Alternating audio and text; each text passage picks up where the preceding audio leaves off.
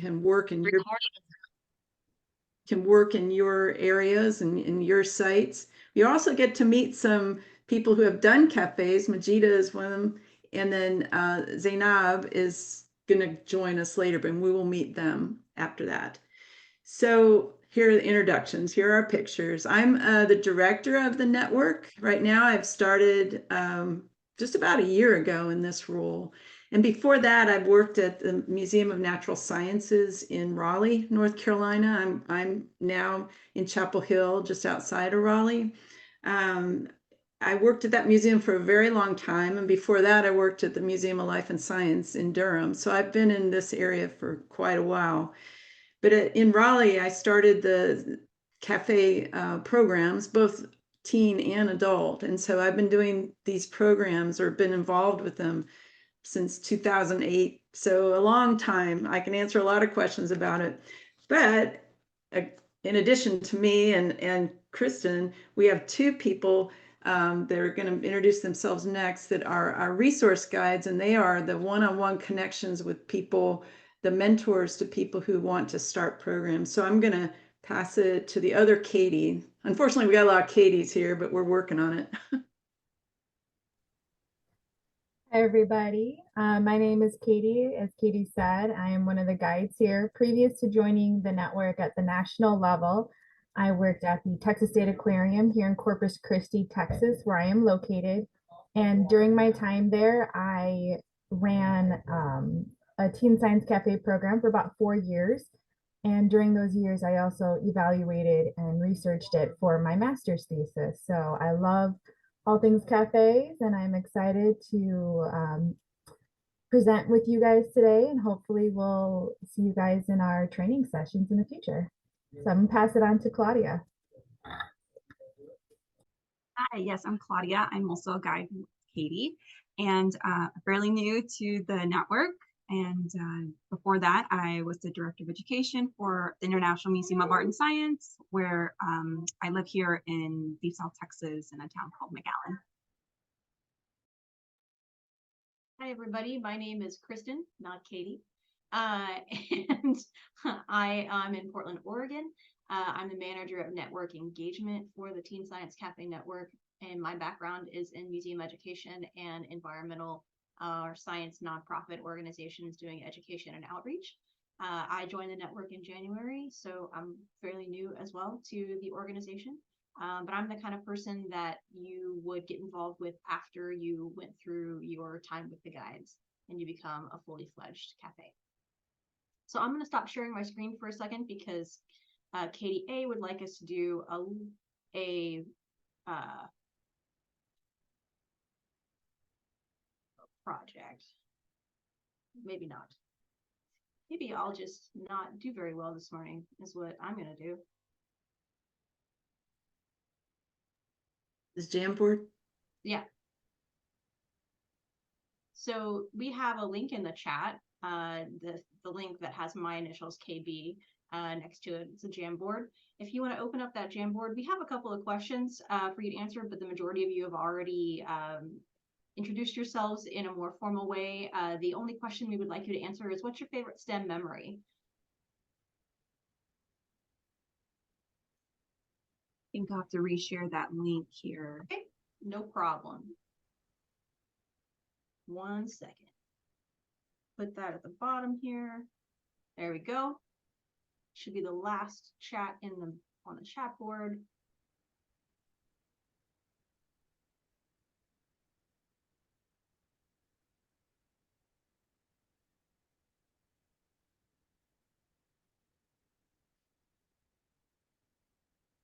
There we go. And in order to do that, if you haven't worked with Jamboard before, I'm going to share my screen so you can see. So over on the side here, there you go. Kristen's got it. So underneath the arrow on the far side of your screen, there is a little box that looks like a Post-it note. You just click on that Post-it note. It'll open up and say sticky note. Then you can add your comment there and you can save it to the board. And you can also click on your sticky note and move it around wherever you want to. So we'll do this for probably another 2 minutes.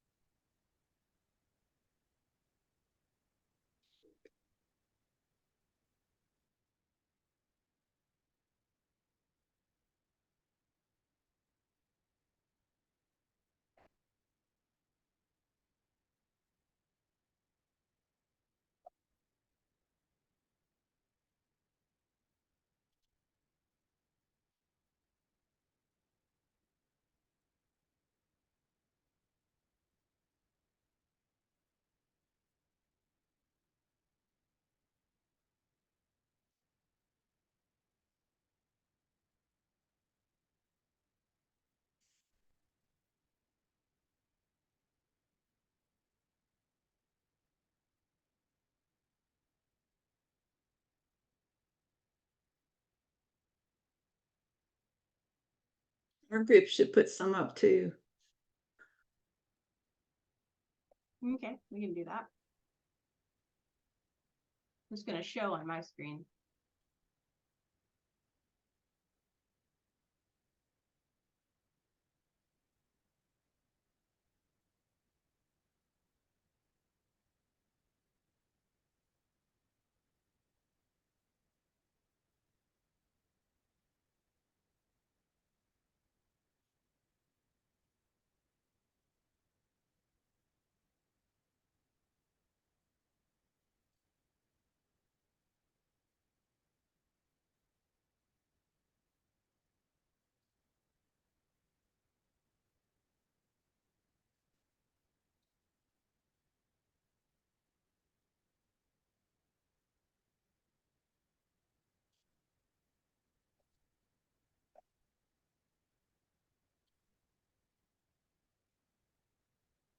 Heather, I want to know more about mold science because I'm deathly allergic to mold.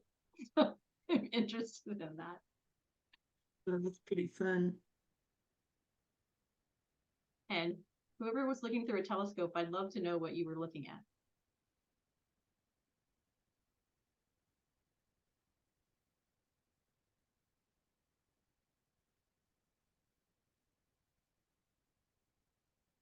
And Katie with 4-H, I just heard a story where someone was raising sheep by hand and they actually slept in the same bed with the sheep so they could bottle feed them every 3 to 4 hours. No, didn't happen.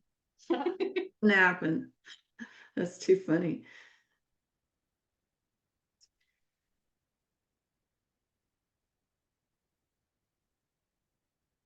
Okay, Katie, do you have any observations?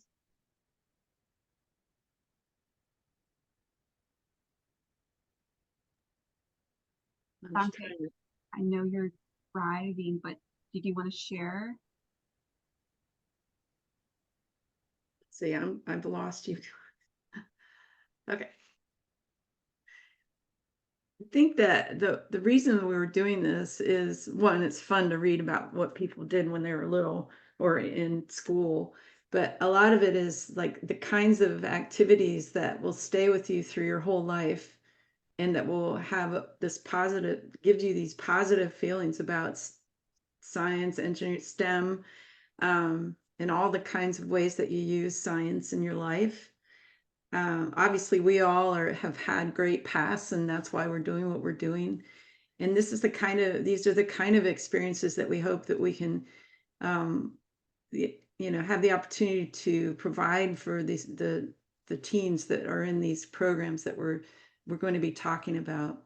And I think one thing is to remember that STEM is across the board. It's in everything. In my opinion, it's in everything. And so it's something that I guess I'm preaching to the choir here, but as we go on and talk about the programs that we head up, you'll see that talking to STEM experts means that you can talk to a lot of different kinds of people. So yeah, and tell me, whoever, Heather, you need to talk about mold science before we stop. What is mold science?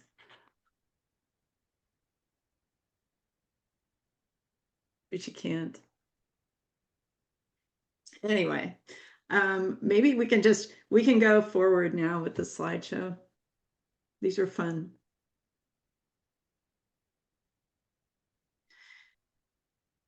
So when we get to that picture, we're going to see a Venn diagram that really sort of describes the way we see teen science cafes really being, on the surface, they're events that happen a few times during the year, but really there's so much more to them than the actual event that happens.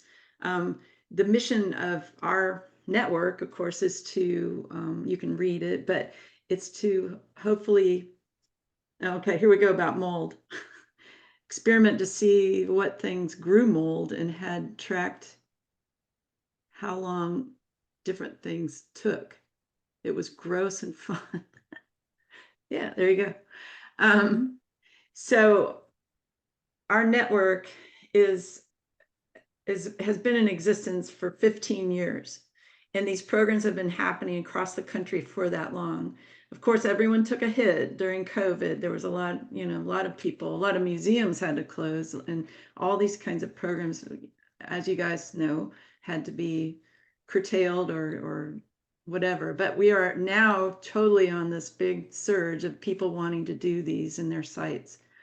And I think that the important thing about teen science cafes are the way that they intersect with the community. And you can see the three important parts to them, that what we see as the three important parts. And as we go forward in this presentation, you'll hear from Katie and others about, the nitty gritty of what's in the program. But they really do affect the teens and their thoughts and feelings about science and STEM. They have a cool way of connecting your site with the rest of the community around you. And also this big piece of it being a program designed by teens for teens. So I think I should pass it down now to Katie to start talking about this part. What exactly is it? Hi, everyone. So what is a Teen Science Cafe? We've been talking a lot about it. It's in our, it's in our little name tags, but what does that actually look like in practice? So a Teen Science Cafe is time out of school, so either before or after school, summers, weekends, evenings, lunch hours, free periods, however that works for your site, but not during classroom time. And it's really designed to be a time and a space where teens, adult leaders, and what we call STEM experts, so people who work professionally in the realm of STEM, either maybe they're researchers at a university or they work in a STEM industry, or people all around us who use STEM skills every day, come together and really collaborate, where the kids learn about the STEM work that these professionals are doing. They're able to take a leadership role and make decisions in their cafe, and they work together on hands-on activities and kind of really learn about the true nature of science, and kind of how it's all around us every day. So that's kind of at a very umbrella level look of what a Teen Science Cafe is. And I mentioned sort of those three key partners. So what we call cafe communities. So first and foremost is teen leaders. We like to say it's very teen focused, by teens, for teens type of program, where it's not like a traditional STEM program where the adults make decisions and they set out programs for the kids and the teens participate.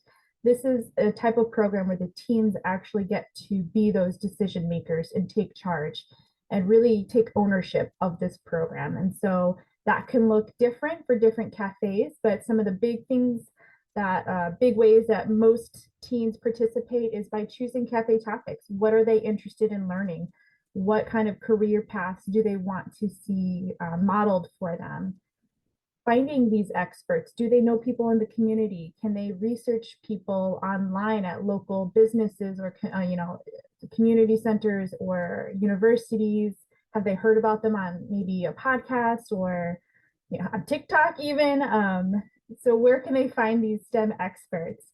And then working with those experts to come up with an engaging hands-on activity. Day of host duties, do you have a really shy kid who wants to participate, but maybe isn't so confident with public speaking? Can they monitor the chip bowl and make sure the chips are refreshed and let people, take a seat and make sure everybody has a drink? There are lots of ways that they can get involved. They can recruit their peers. Maybe they're really good with art and design and they want to do flyers and social media posts. There's lots of ways for teens to get involved and really take ownership of their programs.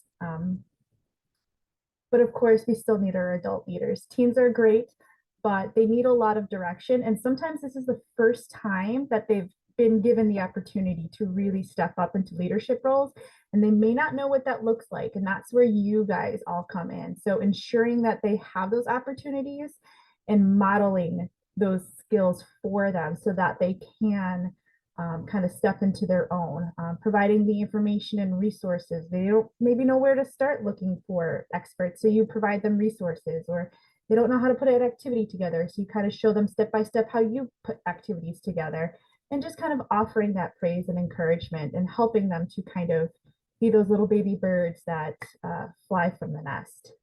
And then, of course, the cafes would not be cafes without STEM experts. So bringing in those professionals where they can share how they got interested in STEM, just like we did on our Jam board. What does their education journey look like? What challenges did they face? How did they get to where they are now? Why do they do what they do? What is it that they love the most about what they do? And of course, sharing their research or industry expertise and how that solves real world problems and answers questions about our universe. That way, the kids get kind of a holistic approach to what science is and who does science, and that science is for everybody. So, those are our cafe communities, and together they make really successful cafes.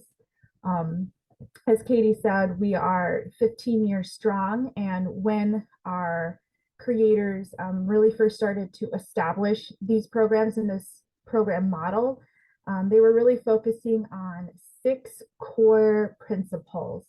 And I won't spend too much time because they're very similar and related to our mission. We're very focused on these, but really that team leadership and ownership, our experts, our adult leaders, our community, our core communities, hands-on and interactive. So I mentioned working on a hands-on activity. That's really important to a cafe because it really helps it be less of a lecture. We don't want kids, having to take notes if they don't want to. We don't want them to feel like they're going to be graded or quizzed. We want it to be very casual and relaxed and fun and hands-on, and that's where they're going to do a lot of their learning. So those hands-on activities are super important. And of course, we want this to feel like something that everybody can be a part of. So diversity is really important to us. And of course, you've got your cultural, religious, or socioeconomic backgrounds, gender backgrounds, all kinds of different diversity, but also diverse reasons for being there. So STEM may not be a child's favorite topic, but maybe they were invited by a peer, and we want those kids to feel welcome as well. Maybe they just need a safe place to be after school, or their parents aren't home and they don't have anywhere to go. We want them to feel welcomed and to really feel like they can also be involved as well. So just different, backgrounds and why they're there as well. We want this to be open for all teams because you never know where your next team leader is going to come from. Maybe somebody who came just out of curiosity, thought maybe the hands-on activity sounded fun because they like to work with their hands. And then they have that little spark of inspiration, and now they're wanting to join your leadership team in future years. You never know what kind of reach your program is going to have. So we really like to focus on diversity, making everybody feel welcome, and that STEM is for everybody. And something that you're probably already very aware of, but building those community relationships. This is just one more piece that's going to really help strengthen those relationships by reaching out to local businesses, maybe for supplies or advertising space on their board in a cafe, or partners that can help get t-shirts created. And also building relationships with those STEM experts in universities and industries that you may not have had a reason to contact before, but now you're able to start establishing those relationships. So how does that come together in a practical, logical sense? How do those pieces fit together in the puzzle? Well, what does a cafe look like? So how do these come together? Generally speaking, they'd be about an hour and a half to 2 hours. Just based on the time it takes for teams to get acclimated, hands-on activities, speakers, snacks. We usually see about an hour and a half to 2 hours as kind of that kind of successful window of time. And generally there'd be some sort of like welcome period where teams are able to kind of come in, maybe you've got some snacks or something for them to nosh on so they can get that. You've got your team leaders who are kind of hosting your duties and welcoming the guests. Maybe you do an icebreaker, get everybody kind of focused and ready to listen to what the presenter is saying. So you introduce your STEM guest, And then you have their short presentation where they speak about their research and their background, lots of pictures, videos, ask them to bring manipulatives or things from their lab where they can show the kids their equipment. And then you do question and answer and really encourage those kids to speak up and ask the questions that they want to learn about. Remember, this is their cafe. So where do they want that presentation to go? And then together they'll do a hands-on activity where the kids get to be physically involved or engaged in something that's related to the topic of research that these presenters have just presented on. And during that time, it's really encouraged that the presenters go around that room and they have those one-on-one conversations with students. They're able to help and maybe show little tips and tricks about the activity that they're doing on. They can ask the teens questions about themselves. Why are they there? What do they like about STEM? What's their favorite topic or a cool thing that they've learned, and kind of start building those personal relationships and showing teens more personal face of STEM, and that it's not just a bunch of people in lab coats, but it's everyday people with varied interests and personalities and backgrounds. And then usually some sort of wrap up or a little survey to kind of put a little bow on it. So that's kind of an example of kind of how a standard cafe would work. Now, of course, we like to say that cafes are as unique as the sites they are. So it might look a little bit different site to site, but that's sort of a general idea of how these cafes come together in a progression. And it's not just us who says that these are good, but we, in the 15 years, have had a lot of opportunity to evaluate and kind of really look at the benefits, not just my master's thesis, but we've got some professional evaluators and researchers as well. So throughout the 15 years, we have found that participation in these cafes really benefits, especially the teens. They're much more likely, especially your team leaders, and I'll explain in a minute what I mean by that, is they're much more likely to pursue STEM studies and careers or go into STEM programs at universities or colleges. They participate in science-related lifelong learning. They take what they've learned in cafes, and we've often had them report that they go off and they do independent research and they look up things that they've learned at cafes. They've talked about it in their science classes. They've spoken to it about their peers. They've asked for library books about the topic in their own free time, which, as you know, as a teen, that's saying a lot for them to want to spend free time learning about something.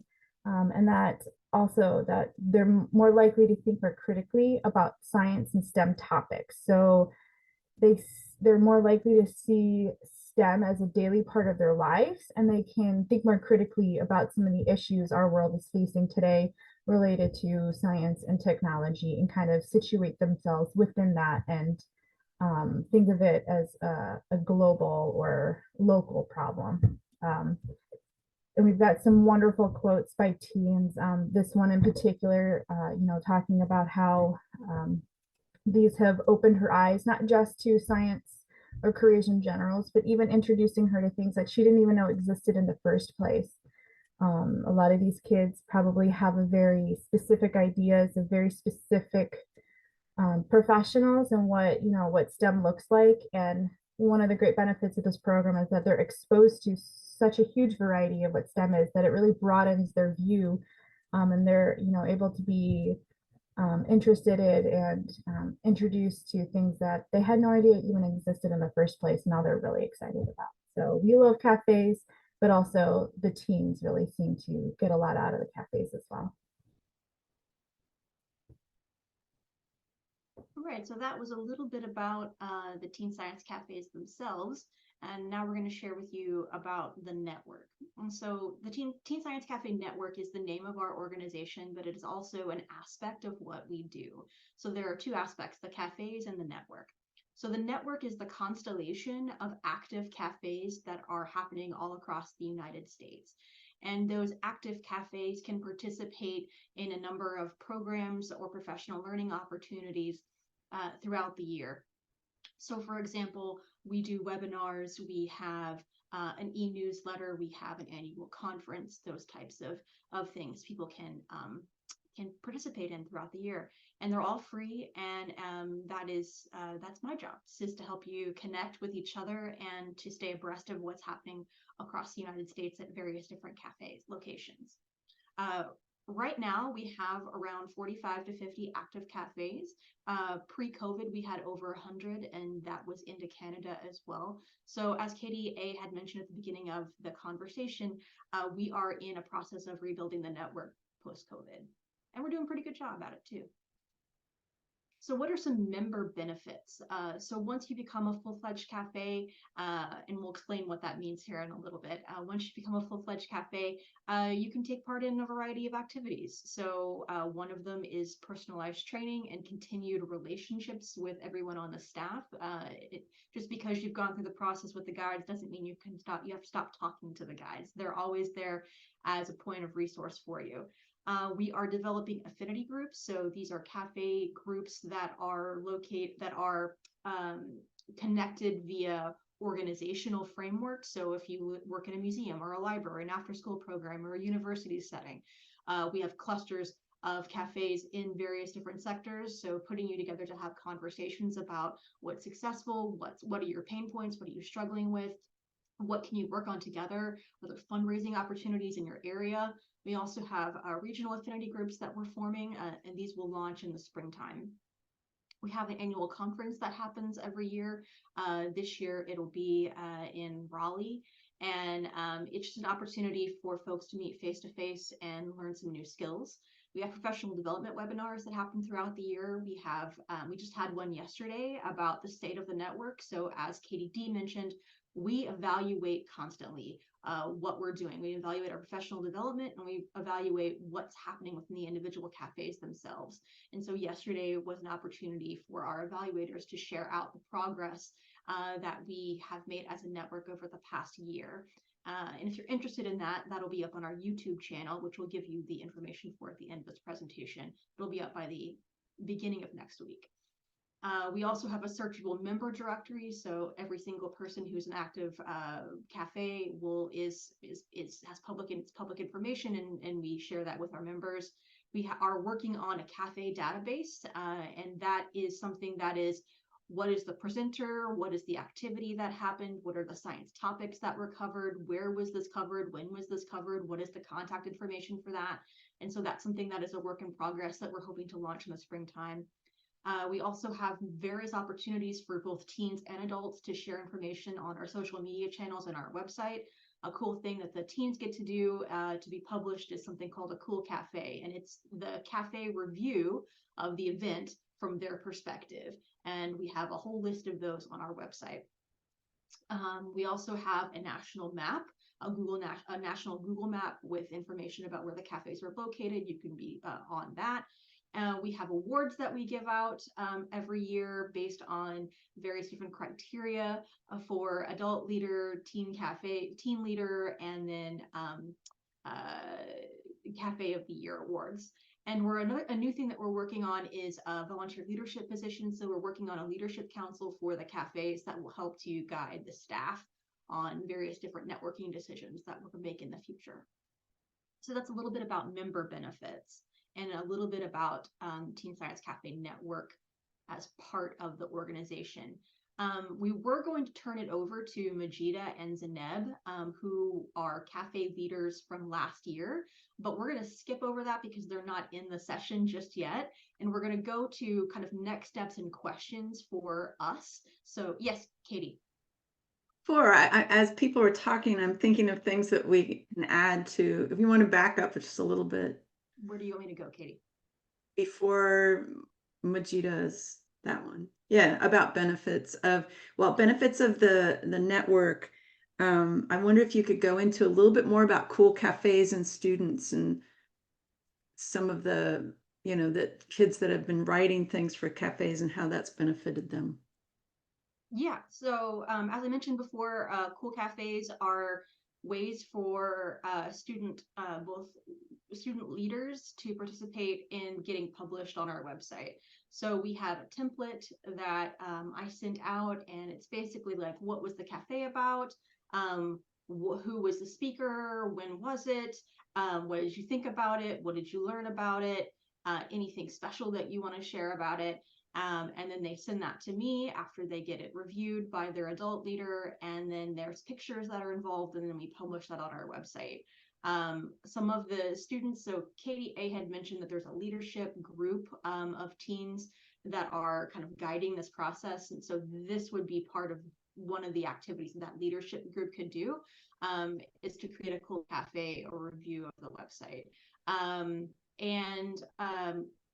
Something that Katie was going to mention is that there are two groups of teens that we work with. One is this teen leadership group, and then another is your general, I use that word in quotations, general teen audience. We all know there's no such thing as a general audience. So just your walk-ins. So the Teen Leadership Council or group is around between 5 and 15 teens. It varies depending upon where you are. And they're a core group of youth who help you make decisions about the trajectory of the cafe. And they are meeting with you on a regular basis. Katie D, maybe you can jump in here and talk a little bit more about your experience with that. But they're the ones that you meet regularly and make decisions with. The other group of teens is just the folks who come to your cafe as an audience to participate in the activity. And they may be teens that you see once, or they may be teens that come multiple times. We have data on both sets of teens. We had, if I remember this correctly, Katie A, we had over 4,000 teens that were served this past year, based on the individual cafes that provided survey information to our evaluators. So it swings pretty wide. The amount of teens that will come it varies. We have some sites that host over 100 teens.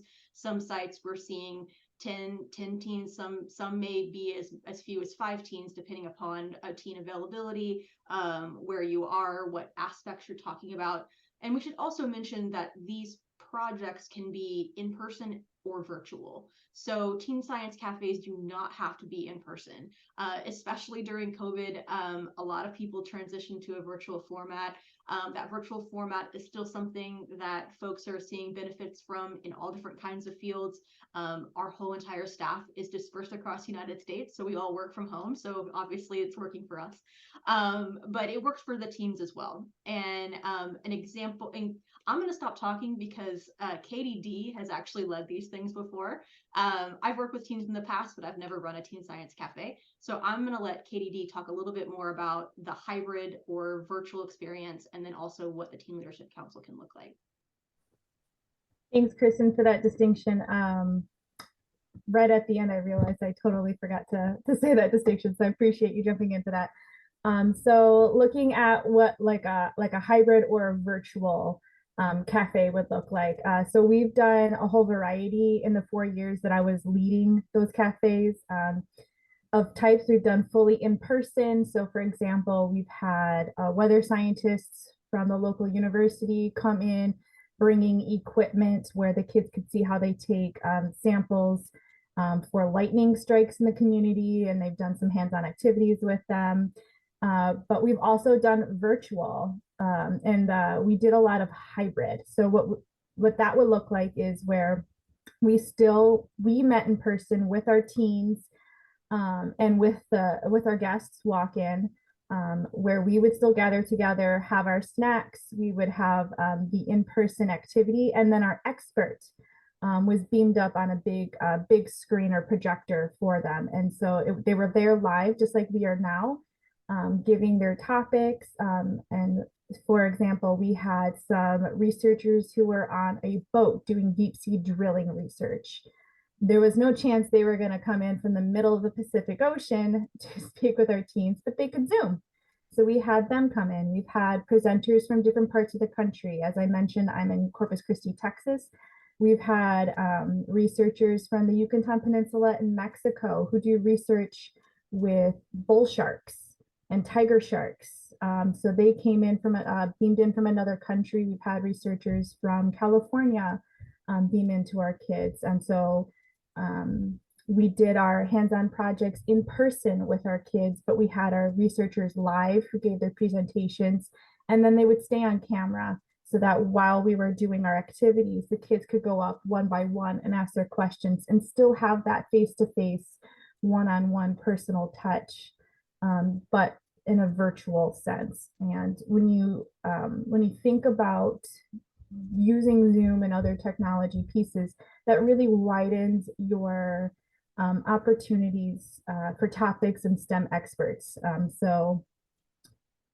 if you want to do it all virtual where everybody's at home and you do like say like an online scavenger hunt type activity or something with Google Sheets where the kids can work together as teams. So you could still do a cafe, however it works for you guys.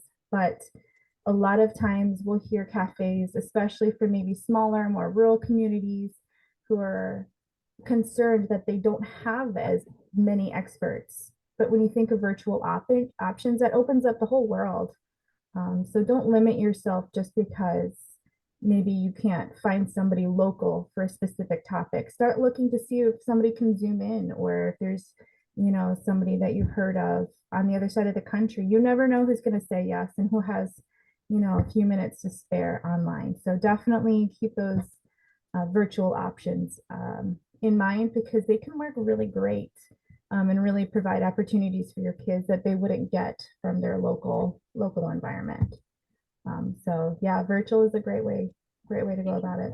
Can you share I what mean, I STEM, really, sorry, can you share what STEM experts means? Like what that's would what I was gonna, I Yeah. can, So STEM experts, of course, there's your traditional, your PhDs, your researchers, people who work at universities, but it could also be people who work in the industry. You've got lots of chemists and pharmacists, engineers, software technicians, people who work in an industry-based STEM.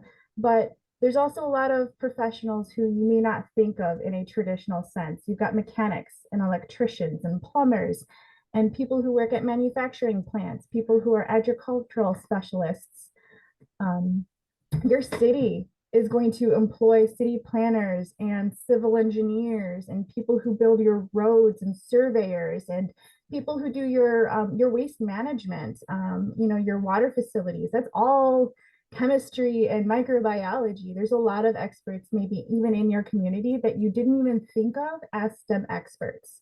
I was speaking with a cafe leader in West Virginia a few weeks ago, and she was mentioning it's a big mining community. And so she wants to reach out to the people who work in the mines. You've got all of your engineers who work in those sort of industries as well. You've got your doctors, your nurses, your veterinarians, people who do maybe environmental consulting, food science. Really, the sky is the limit.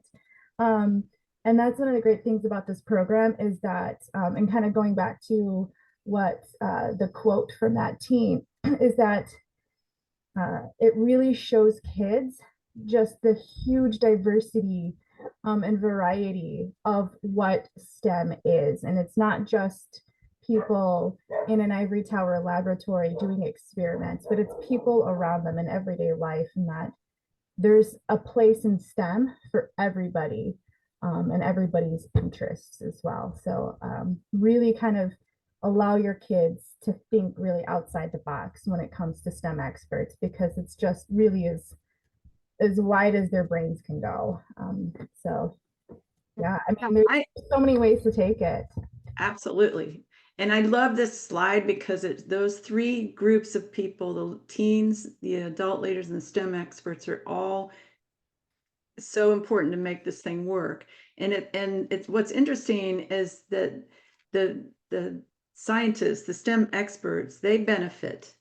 You might not think that they're benefiting, but they are benefiting. Many of them say they benefit personally by doing these programs, and also professionally, because many of the university people need to find ways to disseminate information about their research through broader impacts.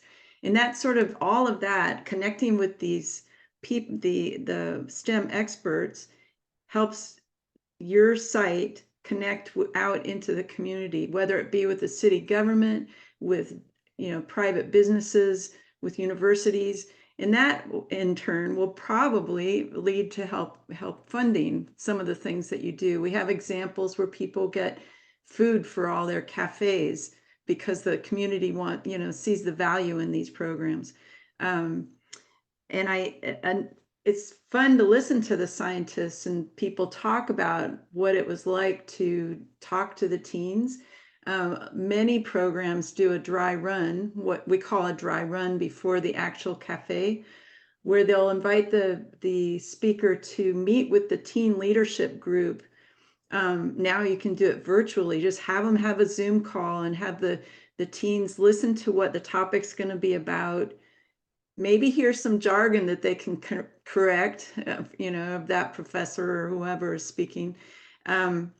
And there's a little back and forth before the actual event happens later in the month. But I think that we can't underestimate the impact on those speakers, for, as I said, personally and professionally. And then that just radiates on out into the community too. So I think, so Majida and Zainab are coming at like 1 o'clock, and we're very close, but let's go to the slides about what the next steps are for this.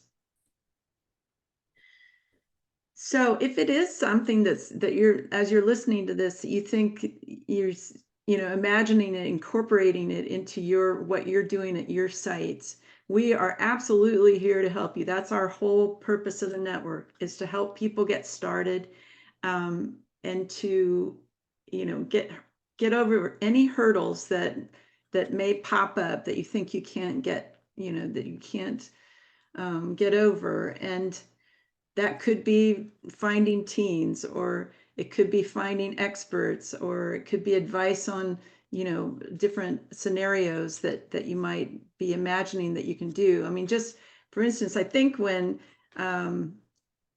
Zainab gets on, I think she has done some outside. I mean, these cafes can be done in different places. And I think right now, to fill up this time before they come on, if you guys have any questions now that are popping into your head that we can answer for you, so that it's clear when we all leave this time together, that you have a clear image of what a cafe is and can be for you in your programming.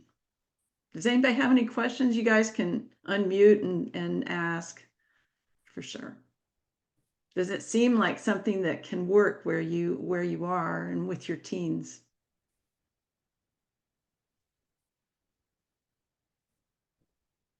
Okay, that's fine. No, I think I think it's an awesome idea, and what you guys are doing is great. And for us, not having our own physical location, we would just have to work to, find a spot to host one. And but we certainly, are capable of doing that. And then I'm just wondering how, how effective this has been, or your experiences with, more middle school age kids, to do this. A lot of these pictures look like the students are a little older, probably high school.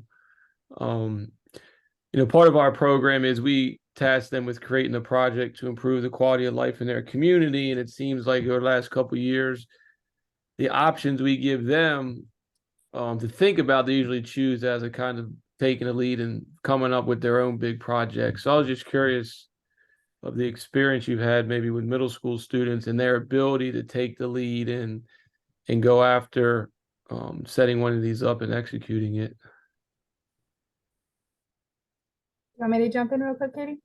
Well, I didn't know if I was going to let you talk, So I'm because happy this to is a jump in. question that comes up for sure. Yeah, so originally 15 years ago, when this program model was established, it was more focused on high school students, but we have seen a big increase over time, especially in the last few years post-COVID, an interest in those middle school students and kind of helping establish some of these programs a little bit younger and earlier for these kids to kind of really get interested and kind of follow them as they grow up a little bit.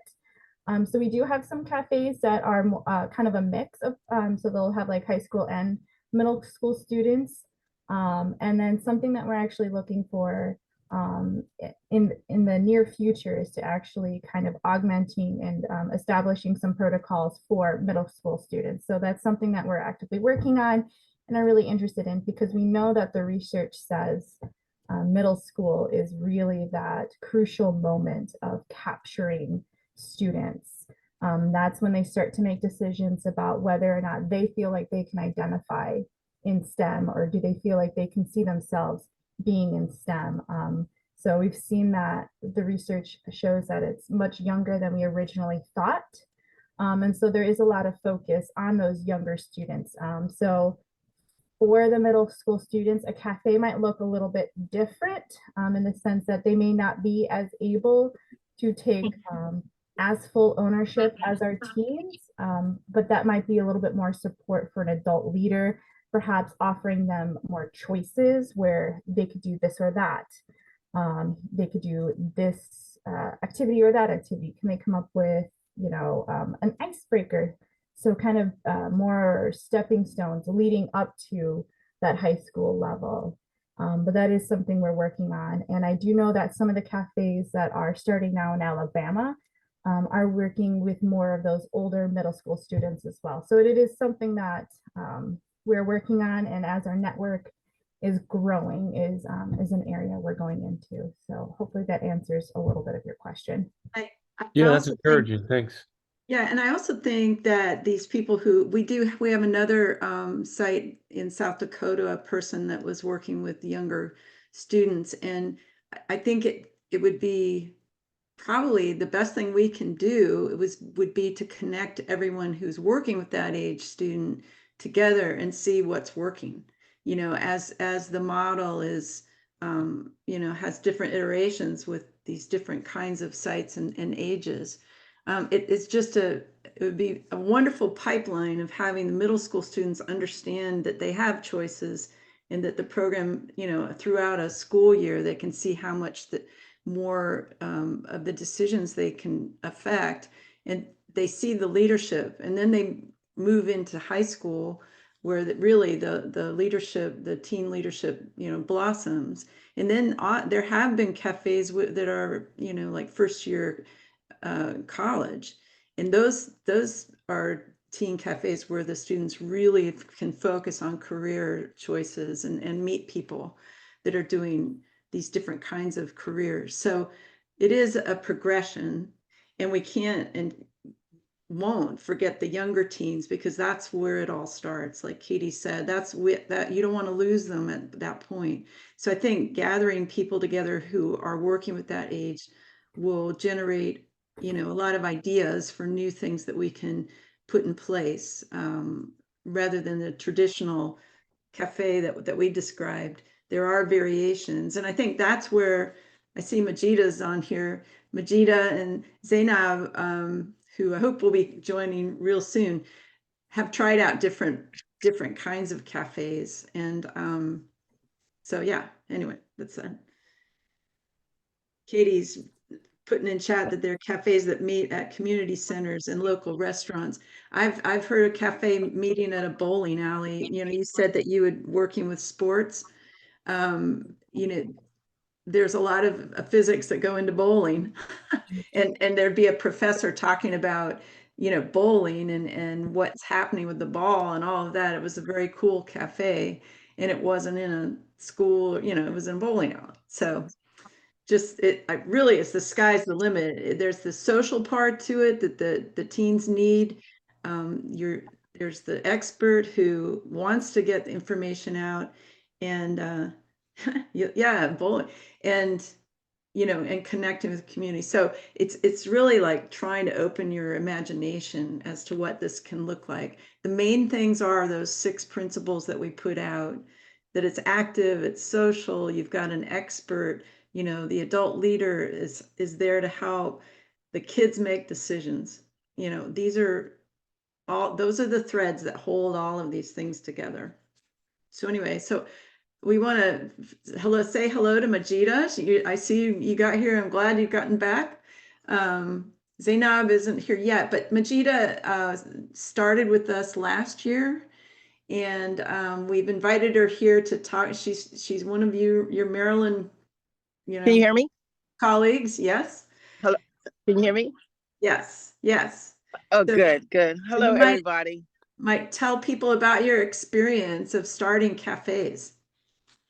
Well, I truly enjoyed it. I remember seeing it before the pandemic happened, and when I saw it came back around, I was so excited because I like the whole philosophy in itself of creating an environment where students can meet scientists or engineers or anyone in the STEM area, and where they get to ask questions and do things, and it's not in school. So you really get that good population who, you may get the kid who's not doing well in school, but really do like science, you know? So for myself this year, we had 3 great programs. I actually had a person who, because we had a couple of our youth wanted to meet a pathologist. So she actually came in and talked to the students. And for each of my people come in, they have to have, and we talk a lot because I want hands-on activities. It's not a lecture. And what was so great is that she was talking about the dissecting human beings because she works in a medical examination system. She brought in chicken, and then she showed them, and the kids actually looking at chicken talked about the different types of material of muscles and fat and things of that nature. And then she had them dissect a hot dog. I was really worried because I was wondering if they were going to eat hot dogs after coming, doing to the program. One said yes, the other said no. But the thing is that the conversation was good. This was new information. My whole thing here is opportunity for kids to see people that actually do things and bring it down so that it's a conversation in itself. We talked about the eclipse that's coming. So we had a scientist come in, talk about the eclipse, actually show them how to, not look at the sun, but how to get the images from the sun. So you want people who are going to be very interactive and all. And I think that is so important that the kids can relate to. And you let them ask as many questions as they want so that they can know, I can do this too, even though they may not do well in school or they are doing well in school. The whole idea is a very comfortable environment you're looking for. And you're talking about location. We use the library. So the library is pretty cool in letting us, use their center. And matter of fact, other people at the library came and joined in also. So it was, it was very nice. I didn't mind even adults as long as they're sitting in the back to, understand what was going on. But it was the kids who actually did the hands-on activity. Majida, can you tell people where you're from? And maybe everybody Oh, knows. yes. I'm from Baltimore, Maryland. So we call it a Baltimore Teen Cafe, because I looked to make sure there was no one else can grab that name there. And for me, what the kids, they enjoyed it because a lot of times in the media, you hear negative things.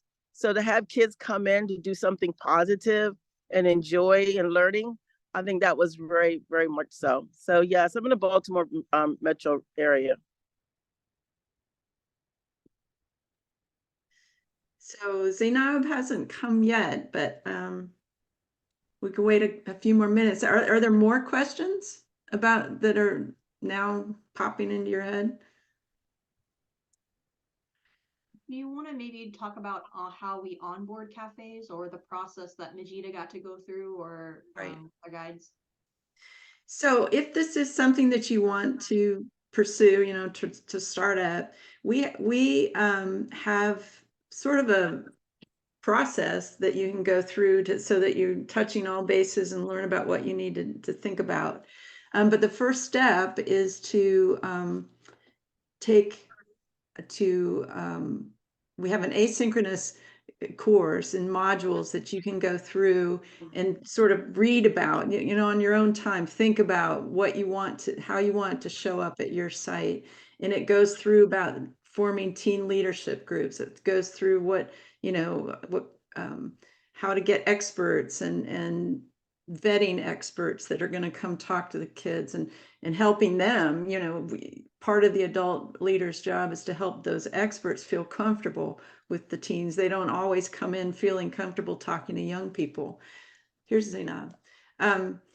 So you go through this asynchronous study modules, and then we have one-on-one mentoring times with the guides as you create an implementation plan for your site. And so it's after going through that meeting with the guides, going through the asynchronous study, you make up an implementation plan, and it might not be exactly right, but it's a place to start. It's the first step. And then you try to do that first cafe, see how it goes, check back with us. And we like to really be connected with you to help with any hiccups that might have happened, and to help give you ideas, or to connect you with other people, as I said, that are doing have similar goals that you do at your site, so that you have more ideas. So the way we have it structured is, if you get through 3 cafes, that's usually the number that it takes to have it relatively established at your site, and that the teens know what their role is, and finding experts is easier. So after 3 cafes, you are considered part of the membership, and then you'll be getting more things in your email box about the cafes. So yeah, Majida, say. I want to say also that with myself, I'm in part, of the universities. So, and if any time, because if you're in a local area, feel free to, if they want to tap into my email or send me an email and ask me, if they want a scientist of a particular area. A lot of times you have so many scientists who really want to do it, but they don't know how to do it. And for myself, I became more, I guess, a liaison, because it was getting the kids, but getting the scientists. And also, for myself being a little unique, I also have a guy who's a welder, because that's part of the STEM technology too. So not everyone's going to be engineers and scientists. Being a welder to me is a very important job, especially for those who are building these machines and things of that nature. And just explaining how to use the weld and the science behind it is an awesome thing in itself.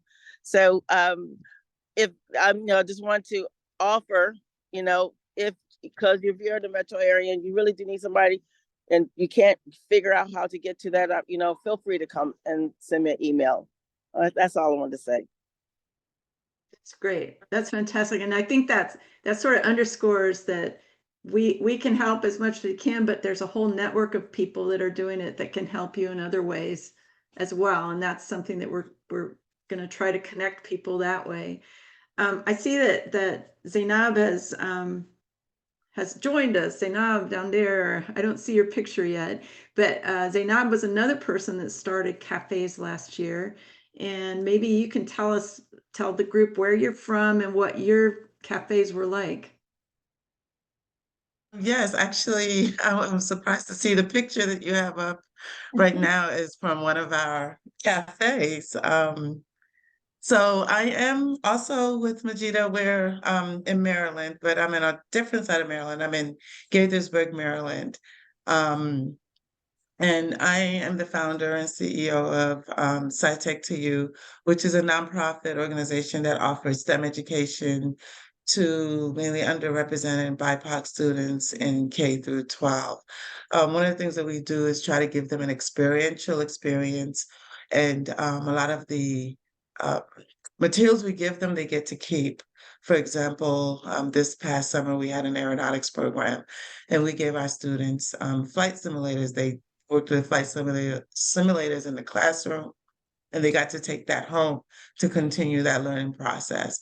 And we also give them the experience to fly an actual airplane in the air. Last year, we had a 3D printing camp where all the students got 3D printers. So I kind of gear my teen cafe to mimic sort of some of what we do. So in the sense that we want to immerse them in the cafe itself, right? So a lot of our cafes are field trips. Initially, when we were thinking about the Teen Cafe, we met with UDC professors and wanted to take them out to UDC and develop a project where they're immersed, on a university level in a lab and continue the project. But the articulation got held up by the powers that be at UDC, so we had to pivot. And I thought something that a lot of students don't have access to, especially in underrepresented communities, is access to museums, but not just museums, but unique museums. I feel like they go to the typical museums that, everyone else goes to, but I try to find those unique ones that not everyone is aware of. So one of the ones here that I didn't even know about, actually one of my former instructors told me about, it was a fairly new one, Glenstone Museum, that's kind of hidden in the neighborhood, Potomac. Um, and that was interesting. And I reach out to the um, administrators there and kind of tell them about what Teen Cafe is and what we want to bring. And we try to figure something out that will make it more interesting for the students. So at Glenstone, we were given an opportunity to see the behind the scenes, the engineering that took place. There's this running sink that never overflows onto the ground, but it's a live sink that's continuously going. So we were able to go behind the scenes and see what it took to actually install that exhibit in the museum. And we were also to kind of have another STEM component. We had all the students bring soil because the entire grounds of the museum is art in itself, the way it's was designed for not just the exhibits, but the actual design of it was, and they use, of course, native plants and put it out. There's hiking or nature paths, and exhibits are put throughout. So we looked at soil because that's something that they also looked at. So all the students brought soil from home, and they were able to test their soils, and then they also gave us an opportunity to test the soils on site.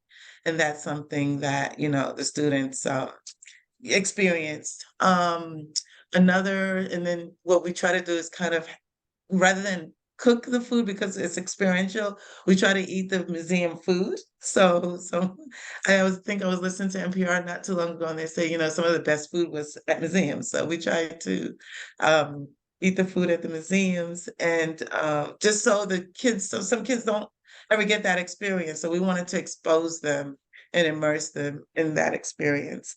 Most recently, actually last weekend, we had I'm not sure, I guess this sixth or seventh Teen Cafe that we've had this year was at Arctic House.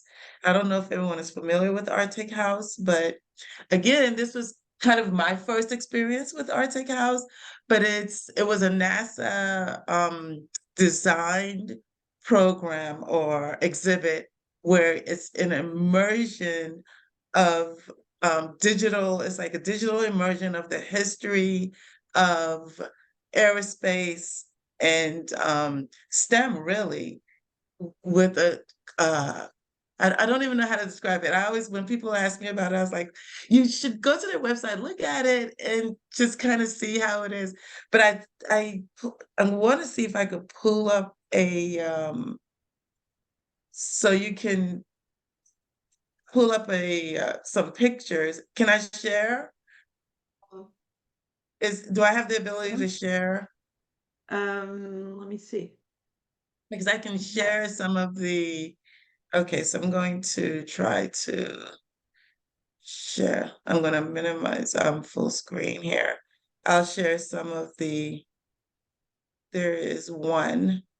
I don't know if I can move it. So this is two of our students. They're kind of sitting and immersed in I don't know if I can, let me see. This is one of minimize. Yeah, here it is. So this is we're not too far from a place called the Wharf. The Arctic House wasn't too far from a place called the Wharf. And this is one of the students, actually was his first time eating crab, right? So we had, that new experience for him as well. So this is kind of where we were. So this is one of the adult parents, some of the other kids that were with us. So we're basically immersed. This is another scene at the wharf with the students and the parents. I think I should have more pictures here, but this is one of the pictures. I had one that was really neat that I wanted to share. Let me see if I can find that. But this is, so I feel like with Teen Cafe, you can really make it whatever, however you want, as long as the students get that immersion in it. I think this one was a boat ride that we took the students on. Let me share this. I'm sorry, I'm a little slow when it comes to tech. I thought I had some more picture videos actually, but this was a boat ride that we took the students on this past summer. I think that was the cafe before this one. And it was on the Anacostia. So they learn about the Anacostia watershed and they they experience it as well. So that's how we kind of run our teen cafe. And then of course we ask the students some of the things, we give them choices and they decide, what they want to eat, and a lot of those things we try to empower them. The next one we're looking at too. One of the ones we're looking at is to kind of go to Red Cross. And when you think of Red Cross, you think of disaster, but they do so much more than just disaster work. So I'm thinking to expose the students to some of the works and things that Red Cross does. And so they can learn about their programs, because with Red Cross is another opportunity for the students to volunteer. A lot of the students in Maryland would need SSL hours. So it's an opportunity to kind of expose them to other places, unique places that they can go and volunteer versus something that's local to them. And I'm open for questions or comments. I think this was great. You're showing how the sky's the limit.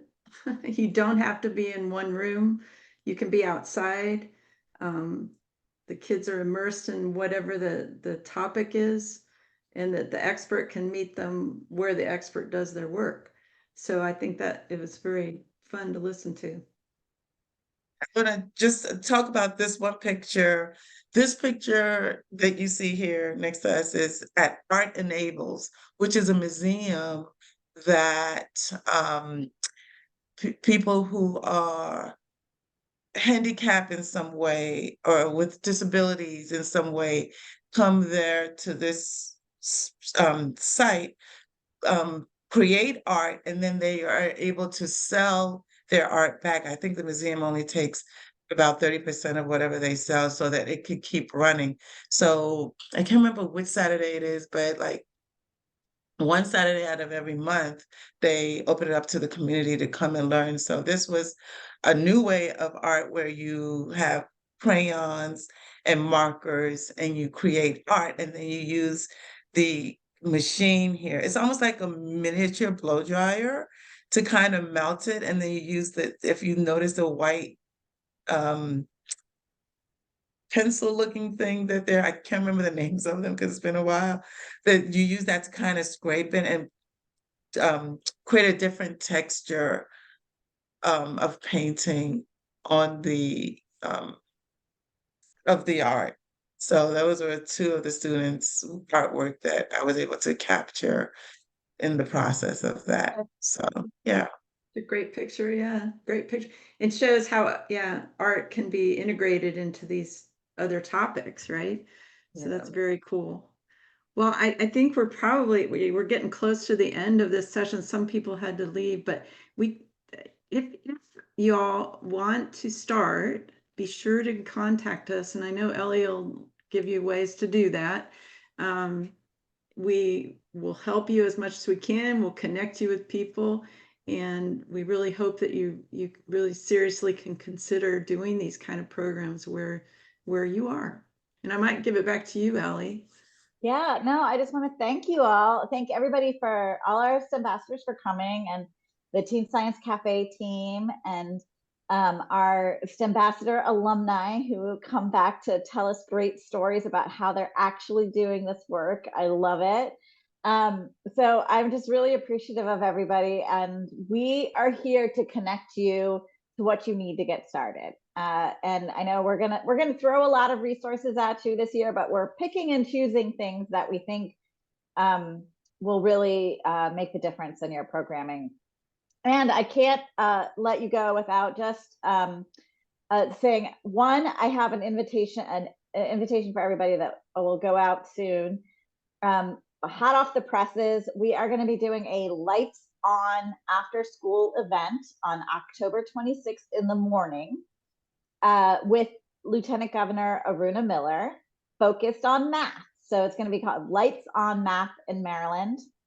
And it's really going to be a forum thinking through strategies and ways that we can start really addressing the math achievement issue that we have right now, and both in school and out of school. So if that sounds like something you would want to attend, you will all be invited.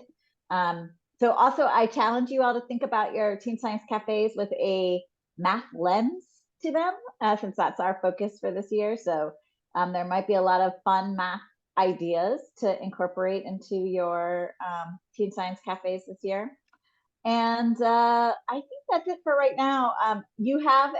We'll send out this recording. We'll also send out the slides if that's okay, Katie.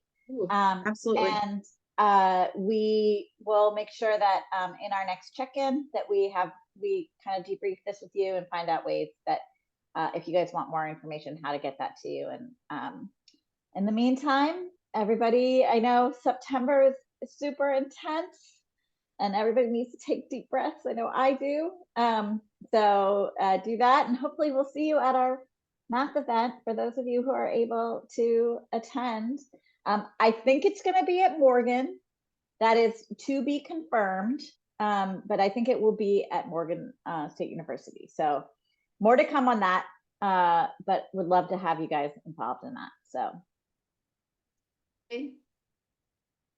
What for? Nice Thank meeting you, everyone. Thank you so much.